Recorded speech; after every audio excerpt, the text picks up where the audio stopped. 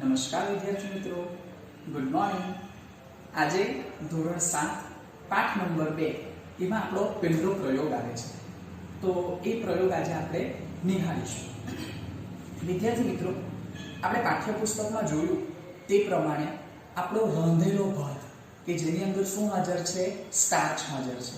યાદ કરો, ચેપ્ટરની શરૂઆતમાં મેં તમને કીધેલું હતું કે ખોરાકની અંદર કયા પ્રકારના ઘટકો આવી શકે, તો તેની અંદર એક સ્ટાર્ચ પણ હતો ને મેં ત્યારે તમને જણાવેલું પણ હતું કે બટાકા છે, ચોખા છે, એટલે ચોખા એટલે મીન્સ ભાત છે, એની અંદર શું હાજર છે? સ્ટાર્ચ હાજર છે। તો એ સ્ટાર્ચ હાજર છે તે આપણને ખબર કેવી રીતે પડે? સાયન્સ ભણીએ એટલે આપણને સાબિતી તો જોઈએ જ, એના વગર તો કંઈ આપણને મગજને ખ્યાલ નથી આવવાનો।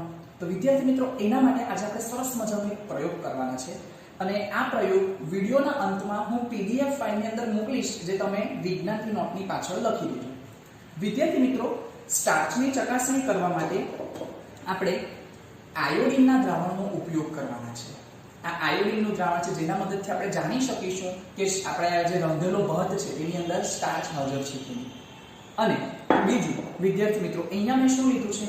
એક તો રાંધેલો ભાત લીધેલો છે અને બીજો એક આ લાળ રસવાળો ભાત લીધો। લાળ રસવાળો ભાત એટલે શું કે મેં ચાવેલો છે, મેં ચાવીને પછી બહાર કાઢી દીધેલો છે, એટલે આ બે આપણે વસ્તુ લીધેલી છે, એક તો રાંધેલો ભાત અને એક તો ચાવેલો ભાત। અને ત્યાર પછી આપણે બે કસનળી લેવાની છે અને એક કસનળીની અંદર આપણે આ જે રાંધેલો ભાત છે ને, રાંધેલો ભાત ચાવ્યા વગરનો ભાત, એ રાંધેલો ભાત આપણે આ એક કસનળીની અંદર નાખવાનો છે। આપણે આ રાંધેલો ભાત કસનળીની અંદર નાખી દઈએ।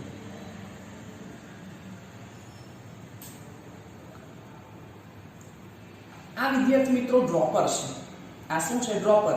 પેલા નાના છોકરાને પણ પેલું દવા પીવડાવતો હોય તે મતલબમાં નાનું ડ્રોપર આવે। આ કેમિસ્ટ્રી લેબનું મોટું ડ્રોપર છે, એટલે આપણે ડ્રોપરની મદદથી થોડા ચોખાની અંદરની તરફ આપણે ધકેલી દઈએ। એટલે આ મારી એક કસનળી, એની અંદર રાંધેલો ભાત છે। હવે આ છે મારી બીજી કસનળી। આ બીજી કસનળીની અંદર મેં કયો ભાત લેવું છું? જે મારા લાળ રસવાળો ભાત છે, ચાવેલો ભાત છે, એ ભાતને હું લઉં છું અને એ ભાતને હું અંદર કસનળીની અંદર નાખું છું।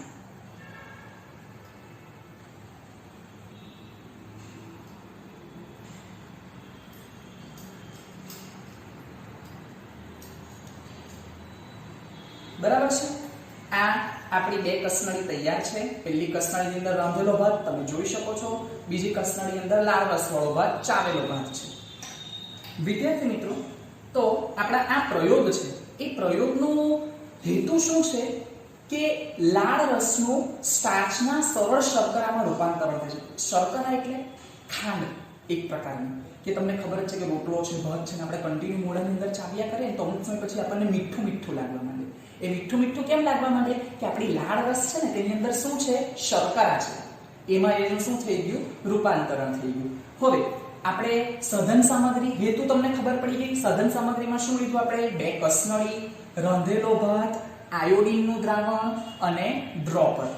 પદ્ધતિમાં શું? સૌપ્રથમ બે કસનળી લો, એક કસનળીની અંદર આપણે આમાં રાંધેલો ભાત નાખો, બીજી કસનળીની અંદર લાળ રસવાળો ભાત નાખો અને ત્યારબાદ બંને કસનળીની અંદર વારાફરતી આયોડિનના દ્રાવણના 2-3 ટીપા નાખો। એટલે આ ડ્રોપરની મદદથી હું આમાં આયોડિનનું દ્રાવણ લેવા અને 2-3 ટીપા નાખી। તમે જોજો, સૌપ્રથમ આપણે કયો ભાત લઈએ? આ રાંધેલો ભાત છે ને તે લઈએ। તમે જોજો, ધ્યાનથી જોજો।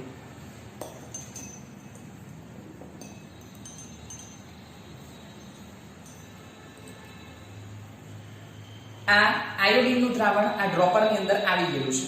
હવે હું આની અંદર શું નાખું છું? આયોડિનના દ્રાવણના ટીપા। જોજો, દેખાય છે? રંગ પરિવર્તન થાય છે, થાય છે રંગ પરિવર્તન। તમે જોશો કે આ એવો કલર છે, કાળો ભૂરો કલર હોય ને તેવો દેખાય છે આપણને। કયો કલર દેખાય છે? એવો આ કાળો ભૂરો। આ રાંધેલા ચોખા, કાળો ભૂરો રંગ દેખાય છે। વિદ્યાર્થી મિત્રો, હવે આ કયા છે? આપણા લાળ રસવાળા ભાત, જે ચાવેલો હતો અને ચાવીને બહાર કાઢ્યો। હવે એની અંદર આપણે શું નાખીએ? થોડું આયોડિનનું દ્રાવણ।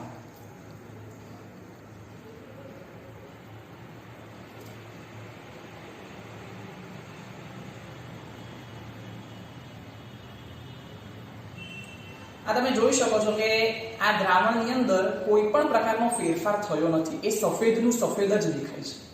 આ કયો છે? લાળ રસવાળો. કમ્પેરિઝન કરો આ બંનેવનું. આ બંને ટેસ્ટ ટ્યુબની કમ્પેરિઝન કરો. આની અંદર જો તો ચોખા આખા છે, એટલે આ કેવો કાળો ભૂરો રંગ થઈ ગયેલો છે, કાળાશ પડતો ભૂરો.